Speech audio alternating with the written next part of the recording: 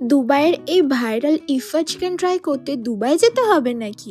আরে বাবা, দুবাই কেন যাবে? এই রেসিপি ফলো করে বাড়িতে ঝটপট বানিয়ে নাও না। চলো তাহলে আজকে এই দুবাই স্পেশাল ইফা চিকেনই বানাই। তার জন্য আমি চিকেনের লেগ পিস অথবা উইংসের পিস ব্যবহার করছি। অর্ধেক পাতিলেবুর রস, পরিমাণ অনুযায়ী নুন, গোলমরিচের গুঁড়ো, চিলি ফ্লেক্স, জিরের গুঁড়ো, একদম ভালোভাবে জল ঝরানো টক দই 1 চামচ, আদা রসুনের পেস্ট আর 2 চামচ পরিমাণে ফ্রেশ ক্রিম দিয়েছি। 1 চামচ পরিমাণে লঙ্কার গুঁড়ো দিয়ে ভালোভাবে চিকেনটা ম্যারিনেট করে 30 মিনিটের জন্য রেস্টে রাখবো। চিকেনের যে টেন্ডারটা থাকে লেগ পিসে সেটা কেটে বাদ দিয়ে দিলে চিকেনটা খুব জুসি হয়।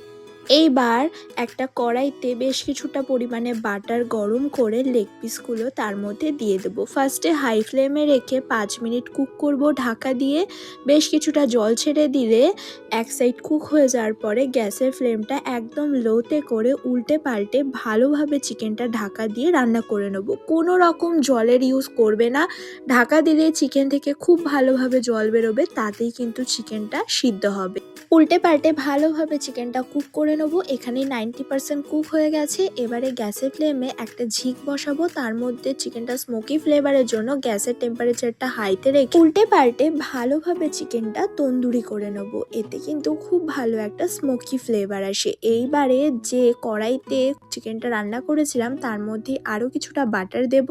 তার মধ্যে বেশ কিছুটা রসুনের কুচি দেব, আর ওই যে মশলাটা বেঁচে গিয়েছিল তার মধ্যে অল্প একটু জল দিয়ে ভালোভাবে সেটা ধুয়ে দিয়ে দিয়েছি। হালকা একটু নাড়াচাড়া করে তার মধ্যে 3 চামচ পরিমাণে ফ্রেশ ক্রিম, চিলি ফ্লেক্স বেশ কিছুটা পরিমাণে, আর স্বাদের ব্যালেন্সের জন্য অল্প একটু চিনি দিয়ে ভালোভাবে সবকিছু একটু রান্না করে নেব। ব্যাস, তাহলে রেডি হয়ে যাবে সসটা। এবারে একটা ফয়েল পেপারের ওপরে বেশ কিছুটা সস দেব, চিকেনের লেগ পিসটা দিয়ে উপর থেকে আরও কিছুটা সস দিয়ে দেব, আর তার সাথে ভরে ভরে চিজ দেব, ধনেপাতা কুচি সামান্য পরিমাণে আর চিলি ফ্লেক্স দেব।